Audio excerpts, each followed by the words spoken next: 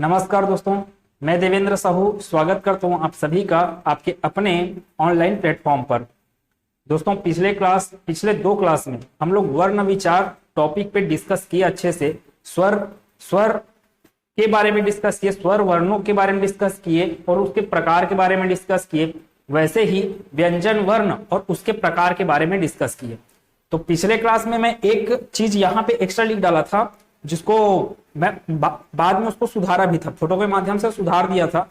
तो क्या एक्स्ट्रा हो गया था उसको एक बार और बोल देता हूं।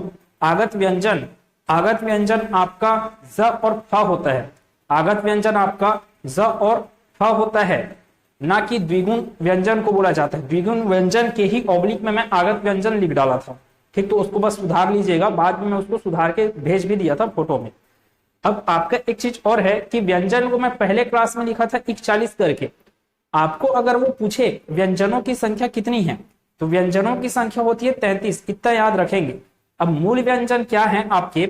स्पर्श व्यंजन, अंतस्थ व्यंजन और ऊष्म व्यंजन। अंतस्थ व्यंजन 4 है, ऊष्म व्यंजन 4 है और आपके स्पर्श व्यंजन को ही स्पृष्ट व्यंजन भी बोला जाता है। स्पृष्ट वर्ड मैं नहीं लिखा था कल, उसको नोट कर लीजिए। स्पर्श व्यंजन या स्पृष्ट व्यंजन कहा जाता है किसको, या फिर उसी को वर्गीय व्यंजन बोला जाता है, क्योंकि उसको क, च, ट, त, प इन वर्गों में विभाजित किए थे और उसी के आधार पे स्वरों को भी उन वर्गों में विभाजित किए थे।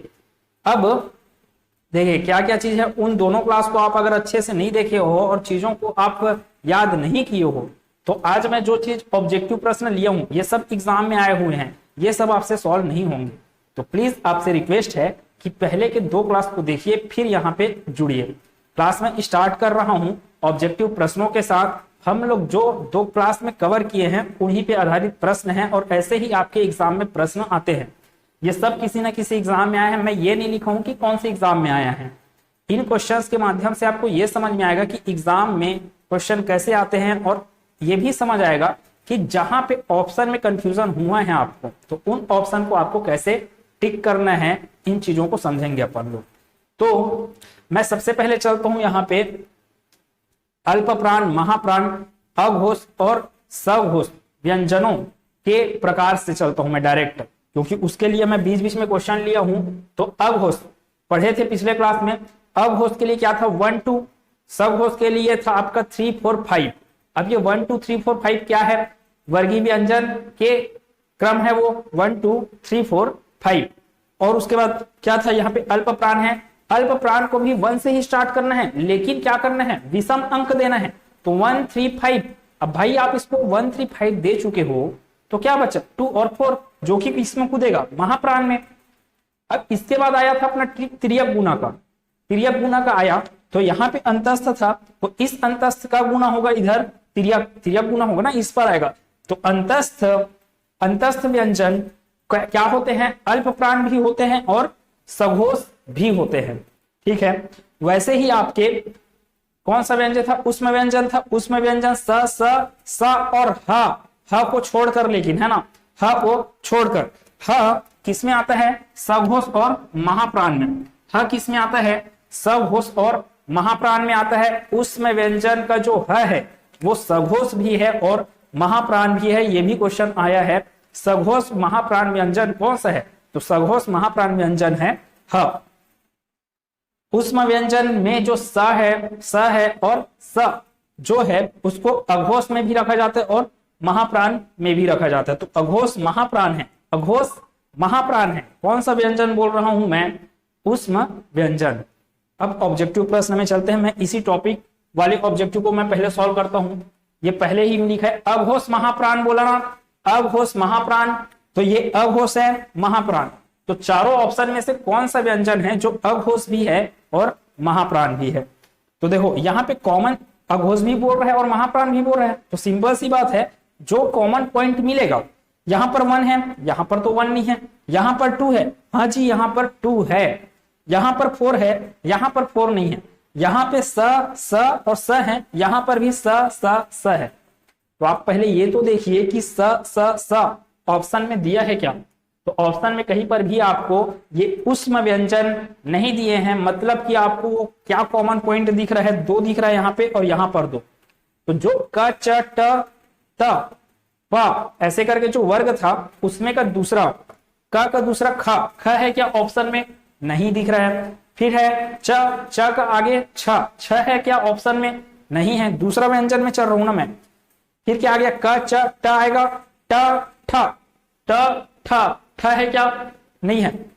फिर आएगा त आता है, द ध ना पढ़ते हो ना, थ तो थ है जी, थ आ गया आपके ऑप्शन में थ तो थ क्या होगा आपका? अघोष महाप्राण। फ तो नहीं है यहां पे, ठीक है। तो कौन सा है एक ऑप्शन जो कि दूसरा व्यंजन है किसका? वर्गीय व्यंजन में वर्गों का दूसरा व्यंजन कौन सा दिख रहा है आपको? था दिख रहा है। तो ऑप्शन नंबर ए क्या होगा इस प्रश्न के लिए? उत्तर होगा। हो सकता है कि आपको ये यहाँ पे मैं जितना क्वेश्चन लिखा हूं वो छोटा छोटा दिख रहा होगा, तो जो चीज मैं बोल रहा हूँ उस चीज को ध्यान से सुनिए, और जैसे आप ध्यान से सुनोगे वही छोटा चीज आपको फिर बड़ा दिखने चालू हो जाएगा। इसके अलावा आपको ये चीज अगर छोटा दिख रहा है तो लास्ट में मैं इमेज डालूंगा इसका, तो उसमें आपको हर एक चीजें एकदम स्पष्ट रूप से नजर आने लग जाएगी। आगे चलते हैं, यही अघोष वाले के लिए चलते हैं आगे। और कहां पर है ये? अघोष अल्प प्राण। क्या बोला यहां पर? तो अघोष महाप्राण था, यहां पर वो क्या बोला? अघोष अल्प प्राण। तो अघोष बोला और अल्प प्राण बोला, मतलब कि लेफ्ट ऊपर लेफ्ट नीचे। क्या लेफ्ट ऊपर लेफ्ट नीचे में मैं देखूंगा अब कॉमन पॉइंट अघोष और अघोष अल्प प्राण बोल रहे हैं। यहां पर 1 है, हाँ यहां पर 1 है, दोनों में कॉमन पॉइंट मिल गया। 2 है, इधर 2 नहीं है, इधर 3 है, ऊपर में 3 नहीं है, इधर 5 है, ऊपर में 5 नहीं है। यहां पर उष्म व्यंजन है जबकि यहाँ पे अंतस्थ व्यंजन है, तो सिंपल सी बात है, कॉमन पॉइंट दिख रहा है आपको 1 और 1। तो वर्गीय व्यंजन में जो 5 वर्ग हैं उसका पहला क च ट त प, इन पांचों जो मैं बोला, पांचों वर्ण बोला, उन पांचों वर्ण में से कौन सा वर्ण यहाँ पे आपको ऑप्शन में दिख रहा है? क्या क्या बोले? क च ट त प, तो क दिख रहा है अपने को ऑप्शन नंबर सी में, तो यही क्या होगा अपना उत्तर होगा। तो देख रहे हैं जैसे प्रश्न कैसे आते हैं आपके पास, इसी चीज को मैं पिछले 2 क्लास से बोल रहा हूं कि प्रश्न आपके एग्जाम में कैसे आते हैं उसको मैं समझा रहा था, जो कि आज पूरा प्रश्न कवर कर रहे हैं। अब है आगे चलते हैं, और कहां पर है? ये हो गया महाप्राण व्यंजन। महाप्राण, अल्प प्राण नीचे का लेफ्ट, महाप्राण नीचे का राइट। अब अल्प प्राण में 1 3 5 किए थे, और महाप्राण में कहा जाओगे 2 4 दूसरा और चौथा हो ना, वहां पे लिख दिया हूं मैं पहले से, आपके सुविधा की दृष्टि से मैं और अच्छे से वहां पे लिख दिया हूं ताकि आपको और कंफ्यूजन ना हो। आपको रटना है, इसको बहुत बार आता है ये एग्जाम में, इसलिए इन्हीं ऑब्जेक्टिव्स के साथ में स्टार्ट किया हूं क्लास को। महाप्राण व्यंजन होता है ऑप्शन नंबर बी आएगा, दूसरा और चौथा। और कहीं पे है जी, ये है अघोष उष्म एवं महाप्राण। उष्म एवं महाप्राण, अघोष भी है, महाप्राण भी है और उष्म भी है। तो कौन सा है? ये है ना स, ये क्या है? अघोष भी है और उष्म भी है। स महाप्राण भी है और उष्म भी है। तो आखिर क्या हुआ? अघोष भी हुआ, महाप्राण भी हुआ और उष्म भी हुआ है। तो इन तीनों में से कोई एक आपको ऑप्शन में दिया रहेगा। स कहां पर है? स ऑप्शन नंबर बी में दिया हुआ है। आगे चलते हैं, और कहीं पर है इससे संबंधित। अब सीक्वेंस से अब आते ही इधर हो गया इतना काम। ऐसा नहीं है कि मैं जितना भी 3 प्रश्न कवर किया उतना ही बस आएगा, एग्जाम में रिपीटेशन होता है, ये फिर से आ जाते हैं ये सब प्रश्न। अब इन प्रश्नों, यही सब प्रश्न बस आए हैं ऐसा नहीं है, इससे ज्यादा भी प्रश्न है। मैं आपको समझाने के दृष्टिकोण से यहाँ पे इतने सारे प्रश्न लिया हूं, और बहुत अच्छे प्रश्न हैं, ध्यान से देखते रहिए। आगे है दूसरा, ध्वनि किसकी लघुत्तम इकाई है? मेरे को पता है ध्वनि भाषा की सबसे लघुत्तम इकाई को क्या बोलते हैं? अपन ध्वनि बोलते हैं। और ध्वनि का लिखित रूप क्या कहलाता है? वर्ण कहलाता है। या लिखित रूप, या फिर उसको मौखिक रूप से बोलोगे तो मौखिक रूप आप कब दे पाते हो? उसको जब लिखते हो, ठीक है। तो ध्वनि किसकी लघुत्तम इकाई है? तो ध्वनि है भाषा की लघुत्तम इकाई। जबकि लघुत्तम वाक् ध्वनि को आप क्या बोलते हो? लघुत्तम वाक् ध्वनि को अपन बोलते हैं वर्ण, ठीक है क्या? लघुत्तम वाक् ध्वनि को अपन क्या बोलते हैं? वर्ण बोलते हैं। वर्णों से शब्द का निर्माण होता है, शब्दों से वाक्य का निर्माण होता है। आगे चलते हैं जी, क्या लिखा है, बहुत बेहतरीन प्रश्न यहाँ पे है, संयुक्त वर्ण नहीं है। संयुक्त वर्ण बोला, आप दिमाग में फिट करो, संयुक्त स्वर और संयुक्त व्यंजन सभी को मिलाकर ये पूछ रहा है। ये नहीं बोल रहा है कि संयुक्त स्वर नहीं है करके नहीं पूछ रहा है, ये संयुक्त व्यंजन नहीं है करके नहीं पूछा जा रहा है यहाँ पर, ठीक है। ये पूछ रहा है संयुक्त वर्ण, इसका मतलब क्या हुआ, संयुक्त स्वर भी आपको पता होना चाहिए और संयुक्त व्यंजन भी पता होना चाहिए। संयुक्त व्यंजन 4 होते हैं, संयुक्त व्यंजन 4 होते हैं। कौन कौन सा था आपका, छ, त्र, ज्ञ और स्र। छ, त्र, ज्ञ और स्र। ज्ञ को बोलते बोलते में हम लोग ज्ञ बोलने लग गए, उसका मूल स्वरूप क्या था, ज्य था। उसका वार्णिक विच्छेद क्या होता है ज्ञ का, आधा ज और या, तो पहले उसको ज्य ही बोला जाता था, जो कि बिगड़ते बिगड़ते क्या हो गया, ज्ञ हो गया। अब अपन उसको क्या बोलते गए, ज्ञ बोलते गए।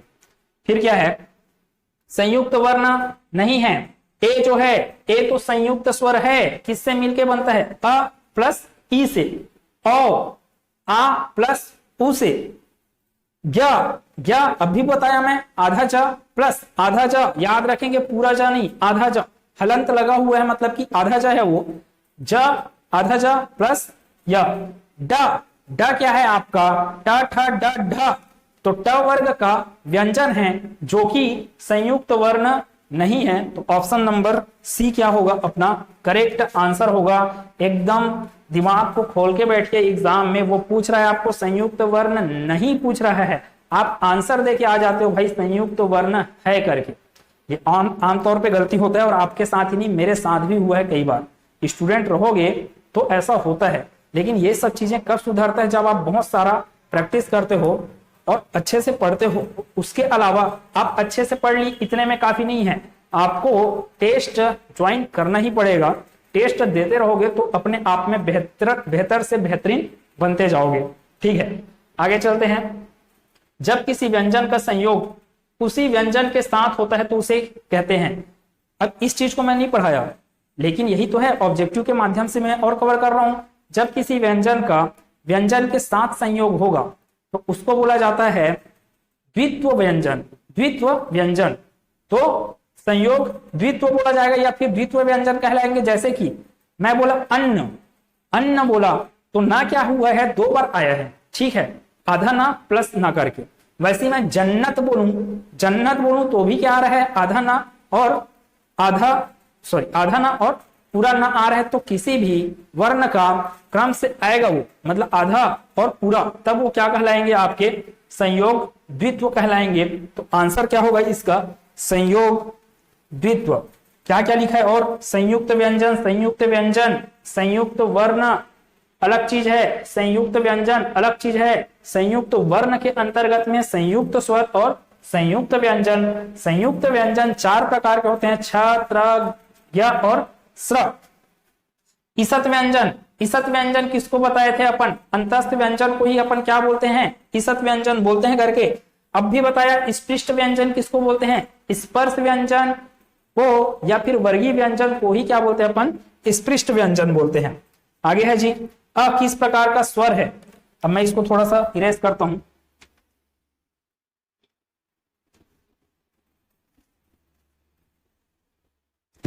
अ किस प्रकार का स्वर है, ऑप्शन आपको दिया मध्य, अग्र, पश्च और नोटा। नोटा बोलने का अर्थ है नन ऑफ दी एबो, नन ऑफ दी एबो मतलब कि इनमें से कोई नहीं।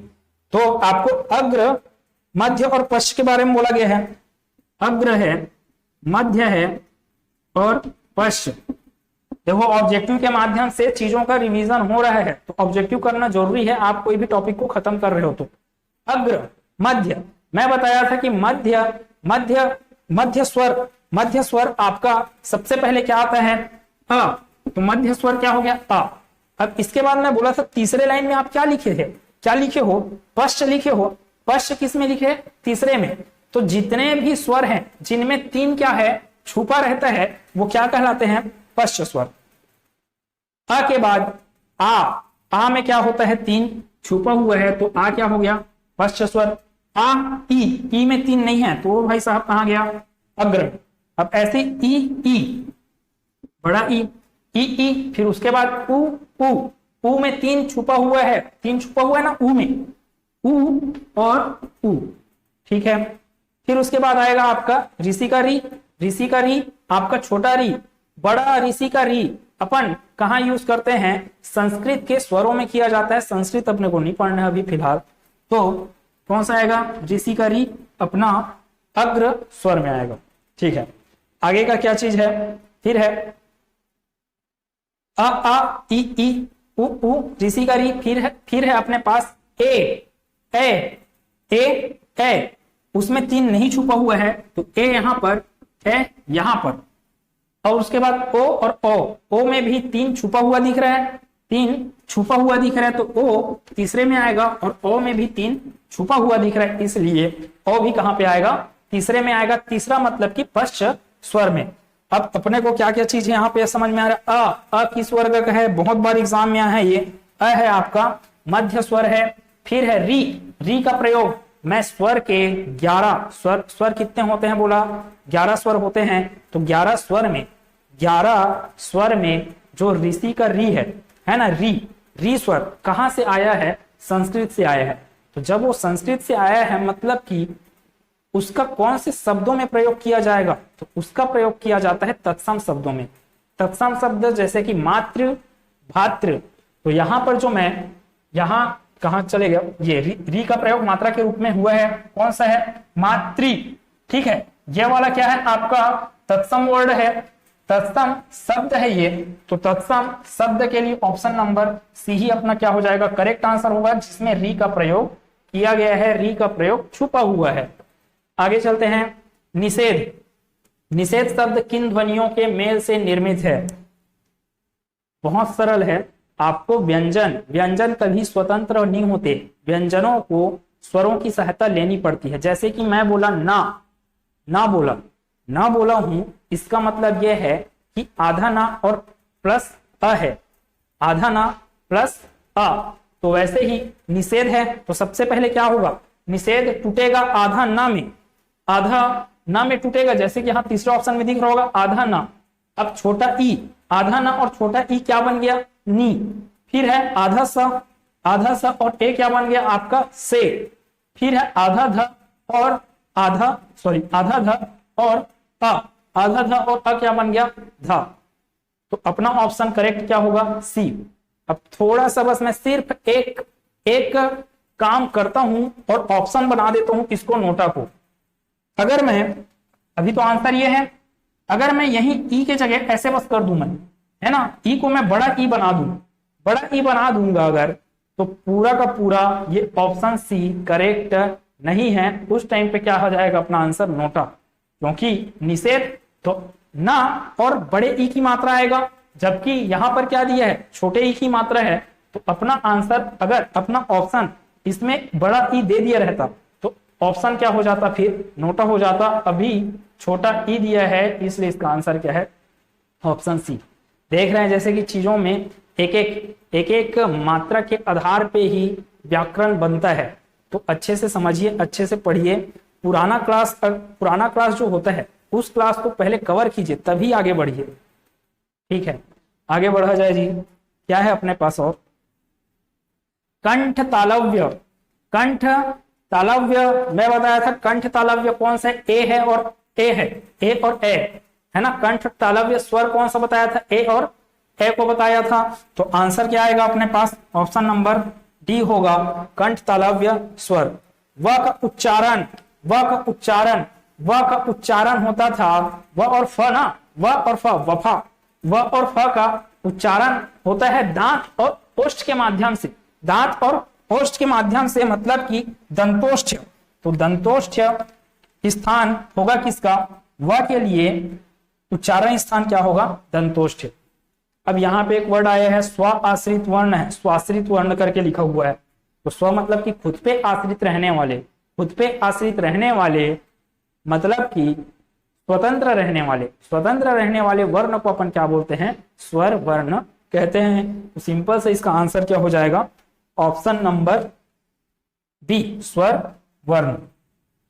द्विगुण व्यंजन आपको ऑप्शन में क्या दिया है, ड भी दिया है, ढ भी दिया है। ड भी दिया है, ढ भी दिया है, अणा भी दिया है और णा भी दिया है। ठीक है, ण और अणा। ठीक है क्या?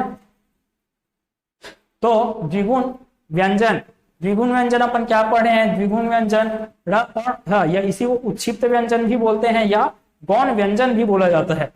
तो ऑप्शन क्या हो जाएगा इसके लिए? Option number B. गलती से ड और ढ को मत मार देना, क्योंकि दोनों ऑप्शन में दिख रहे हैं, ड और ढ भी दिख रहा है और ड़ और अड़ भी दिख रहा है। अब आएगा आपके पास है निम्न में अर्ध स्वर है। अब थोड़ा सा यहाँ पे ऑप्शन में गौर कीजिएगा। मेरे को पता है कि अर्ध स्वर, सबसे पहले मैं जाता हूँ अंतस्थ में। अंतस्थ में गया या र ल व। देखो मैं जैसे जैसे पढ़ रहा हूँ वो पूरा छपा हुआ है, जो मैं आपको पढ़ाया कल इस बोर्ड में पढ़ाया वो छपा हुआ है कि या यहाँ पे था, या र ल व था, जिसमें से मैं चश्मा पहनाया था किसको? या और व को, है ना? यही था या र ल व। तो या और व को चश्मा पहनाया था। जो चश्मा पहना है, आधा चश्मा कौन पहना हुआ है? या पहना हुआ है, और आधा चश्मा कौन पहना हुआ है? वह पहना हुआ है। तो आधा आधा जो पहने हुए हैं वो है अर्ध स्वर। तो कौन हुआ? या वह। या वह क्या हो गए? अर्ध स्वर। लेकिन यहां पे देखो ऑप्शन में या और वह, तो ऑप्शन बी और ऑप्शन सी दोनों में दिख रहा है। ऑप्शन बी और ऑप्शन सी दोनों में दिख रहा है। तो मेरी मजबूरी यहां पे क्या होगी? अब देखना, ये क्या है? ह है, और ये क्या है? म है। तो म तो आप स्पर्श करते हो किसमें? क च ट त प, प फ ब भ म, ऐसे करके आता है ना, प फ ब भ म। तो म का उच्चारण है आपके होठों से, जबकि ह का उच्चारण है, ह आपका एक उष्म व्यंजन है। तो ह को आप आंसर दोगे इस टाइम पे, ये क्या आएगा? वर्गीय व्यंजन में। तो इसको रिप्लेस नहीं किया जा सकता है। ह को ही अपन अर्ध स्वर की श्रेणी में यहाँ पे रखेंगे ऑप्शन के हिसाब से। ठीक, तो अपने पास आंसर क्या आएगा इस टाइम पे? Option number B. देख रहे हैं कि ऑप्शन से भी आपको कैसे पकड़ना है चीजों को। विसर्ग किस वर्ग से संबंधित है? तो कल मैं वर्गीय व्यंजन को लिखा, सभी वर्गीय व्यंजन को, तो पहले में ही क वर्ग में स्वरों के लिए इधर मैं यहाँ पे ही लिखा था, इसलिए यहाँ पर ही बता रहा हूं ऐसे। तो ये क वर्ग के बगल में लिखा था आ अह करके लिखा था। आ अह क्या है? आपका एक विसर्ग है, जो कि कौन से वर्ग में आ रहा है? क वर्ग में आ रहा है, अर्थात कंठ वर्ग में आ रहा है, कंठ वर्ग में। तो ऑप्शन नंबर बी प्रश्न का उत्तर है। फिर है आगे वत्स्य ध्वनिया। वत्स्य ध्वनिया इतना खतरनाक है, मुंह से निकल भी नहीं रहा है इसका शब्द का उच्चारण। अब उच्चारण नहीं कर रहा है तो अपने को गर्मी के दिन में जल, कौन सा जल चाहिए करके ट्रिक बताया था मैं इसका। अपने को चाहिए रसना का जल। तो र स न ज ल, र स न ज ल, ये क्या हुए आपके वत्स्य ध्वनिया या फिर दंतमूल ध्वनिया। दंतमूल, इसी को क्या बोला जाता है? दंतमूल। दंतमूल ध्वनिया भी बोला जाता है। क्या क्या बोले? र स न, कहां पे दिख रहा है? न, र स न बोले ना, तो स न ज ल ऑप्शन नंबर बी में दिख रहा है। अब बोलोगे सर र तो दिया नहीं है, कोई जरूरी थोड़ी है कि वो आपको र देगा, वो तो आपको पूछ रहा है कि कौन कौन सा है। अब यहाँ पे र तो है, तो र ल तो है, लेकिन व और य कहां से आ गए? व और य तो आपके अर्ध स्वर हैं, जो कि अंतस्थ व्यंजन के अंतर्गत हैं। आपको पूछा जा रहा है वत्स्य ध्वनिया के बारे में। तो वत्स्य ध्वनिया कौन से? न है, ल है, स है और ज है। लघु स्वर, लघु स्वर पढ़े थे, दीर्घ स्वर पढ़े थे और प्लुत स्वर पढ़े थे। लघु स्वर, दीर्घ स्वर और प्लुत स्वर। प्लुत स्वर में उस दिन फर्स्ट क्लास में यहाँ पे लिखा तो था, और मैं खुद उसको ध्यान नहीं दे पाया और बताया नहीं था प्लुत स्वर के बारे में। प्लुत स्वरों की संख्या कितनी? 8। तो 8 कैसे है उसके बारे में डिस्कस करते हैं अभी। लघु स्वर आ, ए, री। तो लघु स्वर के लिए क्या था आपका? री क्या है आपका? लघु स्वर है। ए क्या है? ए तो आपका दो स्वरों के मेल से बनता है ना भाई, अ प्लस ई से बनता है, इसलिए क्या है? दीर्घ है। वैसी आ भी दो स्वरों के मेल से बनता है। उसको क्या बोले हो आप? दो स्वरों के मेल से बनता है, तो अ प्लस अ है। अ प्लस अ क्या बना? आ, दीर्घ स्वर है। अ प्लस ई क्या बना? ए, क्या हुआ? दीर्घ स्वर हुआ। ऋषि का री, ये क्या है आपका? लघु स्वर। तो ऑप्शन नंबर सी क्या होगा? करेक्ट आंसर होगा इस प्रश्न का। फिर है ला। ल के लिए क्या क्या बोले थे आप, य र ल, तो य और व, य र ल व करके य और व चश्मा पहने हुए हैं आधा आधा, इसलिए उन लोग अर्ध स्वर हैं। जबकि य र र और ल क्या है, ल को बोलते समय जीभ के बगल से आवाज, जीभ के बगल से प्राणवायु का संचार होता है, इसलिए ल को बोला जाए। बगल मतलब कि पार्श्व या फिर पार्श्विक, तो पार्श्विक व्यंजन क्या है आपका, ल है। जबकि र क्या है, र को बोल रहे हो तो जीभ क्या हो रहा है, टेढ़ा हो रहा है, मतलब कि वो क्या है, लुंठित व्यंजन। तो देखो लुंठित भी है, पार्श्विक भी है, आप रटे नहीं हो इस चीजों को या समझ के नहीं रटे हुए हो तो फिर आप आंसर नहीं दे पाओगे, और वहां पे फिर आपको बहुत खलता है, एग्जाम से आने के बाद बहुत खलता है कि काहे अच्छे से पढ़े नहीं। कम पढ़िए लेकिन बम पढ़िए, कम पढ़िए और ज्यादा पढ़िए, बार बार रिवीजन कीजिए ताकि जो सरल प्रश्न है वो आपसे गलती ना हो। तो इसके लिए ऑप्शन क्या है, ऑप्शन नंबर डी। अब देखो जैसे कि मैं निषेध को, हर एक व्यंजन को फलन के साथ क्या जोड़े आप, स्वर को जोड़े तो एक वर्ण बना था, कौन सा वर्ण, व्यंजन वर्ण। वैसे यहां पर क्या है, राम, राम शब्द में कितने वर्ण हैं, तो जो नए नवेले होते हैं उन लोग क्या करते हैं, दो शब्द, दो अक्षर दिख रहे करके रा और मां, तो आंसर डाल देते हैं दो। दो नहीं है जी, कैसे है, आधा रा प्लस अ, फिर आएगा आपका आधा मां, डायरेक्ट मानी आधा मां, और उसके साथ फिर क्या आएगा अ, तो कितना वर्ण आया, चार, आधा रा प्लस अ, आधा मां प्लस अ, तो कितने वर्ण हो गए, चार वर्ण हो गए। इसलिए राम शब्द में कितने वर्ण होंगे, चार वर्ण होंगे। अंतस्थ व्यंजन वर्ण नहीं है, ध्यान से देखिए, नहीं है बोला है। एग्जाम में क्या होता है, जब ऐसे प्रश्न पूछे जाते हैं आपको अंतस्थ व्यंजन नहीं है करके, तो नहीं जो शब्द लगाया है उसको क्या कर देता है, वो हाईलाइट कर देता है, ठीक है, लेकिन कोई जरूरी नहीं, उसकी इच्छा है, कभी कभी एग्जाम में नहीं भी करता है। अब जब वो हाईलाइट नहीं करता है, उसको अच्छा सा बड़ा करके नहीं देता है उसको, या हाईलाइटेड पॉइंट, हाईलाइट के रूप में नहीं देता है उसको, तो फिर वहां पे गलती होने का चांस बहुत हो जाता है। ध्यान से पढ़िए प्रश्नों को, इत्मीनान से पढ़िए, और ध्यान से पढ़ने के टाइम पे आपको कॉन्फिडेंस तभी आएगा जब आप उससे पहले टेस्ट दे चुके रहते हो। तो कितना भी पढ़ लो लेकिन बिना टेस्ट दिए आप एग्जाम हॉल में बैठ रहे हो, मतलब कि आपसे गलती होना तय है, ठीक। अंतस्थ व्यंजन नहीं है, अंतस्थ व्यंजन कौन कौन, अंतस्थ व्यंजन नहीं है बोल रहा है। अंतस्थ व्यंजन मैं जानता हूं कि क्या होता है, या र ल व, तो या तो अंतस्थ है, र भी अंतस्थ है, वा भी अंतस्थ है, हा को आप किस श्रेणी में रखे थे, उष्म व्यंजन की श्रेणी में, जो कि अंतस्थ व्यंजन नहीं कहलाएगा, इसलिए हाँ। देखो मैं बोला ना कि जहां पे आपका वह है वहां पे आपको ह दिखेगा, पिछले क्लास में बोला था जहां पे वह है वहां पे आपको ह दिखेगा, तो यहाँ पर गलती हो जाता है, वह को मारते मारते ह, और ह का उच्चारण व के जैसे ही है, इसलिए दोनों में गलती होने के चांसेस बहुत रहते हैं, और उसको ऑप्शन में दिया ही रहता है दोनों को। फिर है लास्ट क्वेश्चन है, छ का वार्णिक विच्छेद क्या है। छ, चार संयुक्त व्यंजन वर्ण बताया हूं, छ, छ, त्र, ज्ञ, स्र, जिसमें से छ को आपको देगा, मैं बोला कल के क्लास में बोला कि आधा का प्लस शक्कर का स, आधा का प्लस षटकोण का स, आधा का प्लस सरोता का स।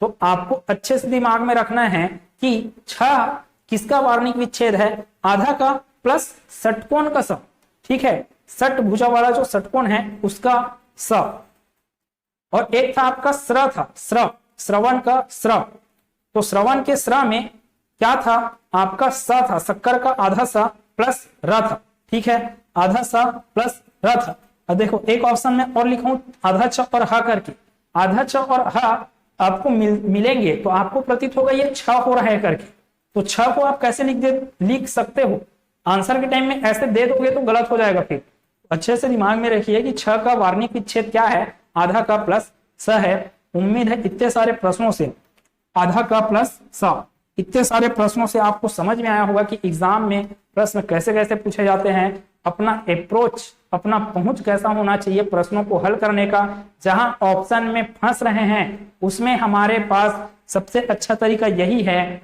कि जैसे कि आप लोग बोलते हो ना कि बुरे में जो कम बुरा है वही सबसे अच्छा है ना। अभी आ रहे चुनाव आ रहे हैं तो बुरे में जो कम बुरा उसी को अपन चुनेंगे, ठीक। तो ऐसी ही है, यहाँ पर भी अपने को वार्निक में ऑप्शन में दिया है, तो ऑप्शन जो दो ऑप्शन सही लग रहे हैं, लेकिन दोनों ऑप्शन में सबसे अच्छा ऑप्शन आपको क्या चीज अच्छे से समझ में आ रहा है, वही क्या होगा, आपका आंसर होगा।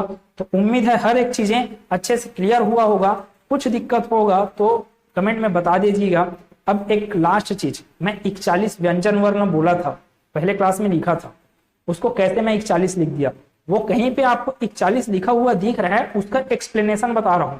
कभी ये मत सोचेंगे कि व्यंजन वर्णों की संख्या 41 है, आपको व्यंजन वर्णों की संख्या कितना बोलना है, 33 ही बोलना है। जो 33 व्यंजन वर्ण है वो कौन कौन से हैं, आपके स्पर्श व्यंजन है, अंतस्थ व्यंजन है और उष्म व्यंजन है। स्पर्श व्यंजन आपके 25, उष्म व्यंजन आपके 4 और अंतस्थ व्यंजन भी आपके 4। 25 4 29, 29 4 33। 4 आपके हैं संयुक्त व्यंजन, 33 और 4 कितना हो गया, 37 हो गया। फिर क्या था, द्विगुण व्यंजन या गौण व्यंजन या फिर उत्क्षिप्त व्यंजन, कितने होते हैं, तो 2, कितने हो गए, 39 हो गया। अब है एक आगत व्यंजन। आगत व्यंजन आया हुआ, आगत व्यंजन कौन है, तो ज और फ, ज फ, याद रखिए, जफर, बहादुर शाह जफर पढ़े हुए आप, जफर आया है बाहर से, तो ज फ, ज और फ, ज और फ क्या है, आगत व्यंजन। आगत स्वर कौन से हैं, तो आगत स्वर है अ मतलब कि आ के ऊपर क्या लगा देते हो आप, जो चंद्र बिंदु लगाते हो, वही क्या कहलाता है, आपका अ कहलाता है। अ क्या है, आगत स्वर है, जिसको अंग्रेजी भाषा से लिया गया है। और मैं बोला अभी ज और फ आगत व्यंजन है, जिसको अरबी फारसी भाषा से गृहित किया गया हुआ है। तो कितने हो गए आपके, 41 हो गए टोटल। इस हिसाब से 41 कहीं पे लिखा हुआ दिख रहा है आपको, तो 41 में कौन कौन से आएंगे, आपके स्पर्श व्यंजन है, अंतस्थ है और उष्म व्यंजन, टोटल 33। फिर है आपका संयुक्त व्यंजन, फिर है आपका द्विगुण व्यंजन और है आपका किसको बोले, आगत व्यंजन को बोले। तो इतने सारे चीज में पूरा कंप्लीट है।